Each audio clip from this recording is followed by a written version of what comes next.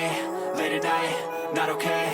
All I want, and I pray, all I need are some better days. Fuck me, I'm looking in the mirror, so foggy, but I've never seen clearer. I don't really think anyone can save me, and honestly I'm not really sure I want saving. I like to be my own worst enemy. There's no risk if you don't try at anything, so I'ma just keep buying everything. See you in the next life, have to be a better me. I don't think that my head's on straight, gotta flip it and grip it and go and get an x-ray. What's wrong with me? I just feel weight pushing on my chest and it squeezes till I suffocate. Better change my mindset, meditate. It's pretty cool that I'm alive and have better days. I could walk, see, hear, I should celebrate. Think I could change my mind, maybe elevate. Living life, every day, late at night, not okay.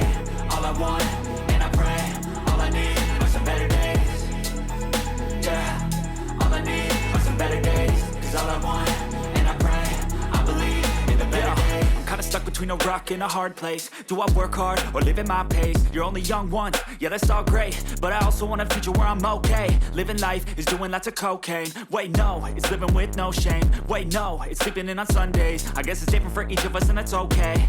Well I just wanna be happy, how to get there? Glad that you asked me. I think it's different for everyone. Some of us need work, others need fun. Some of us need purpose to overcome. But try to do what you love when it's said and done. Cause there's so many differences in each of us. Trust your gut, it can show you what you want.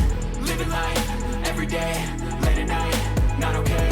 All I want, and I pray, all I need are some better days. Yeah, all I need are some better days. Cause all I want, and I pray, I believe in the better days. Living life, every day, late at night, not okay. All I want, and I pray, all I need are some better days. Yeah, all I need are some better days. Cause all I want, and I pray,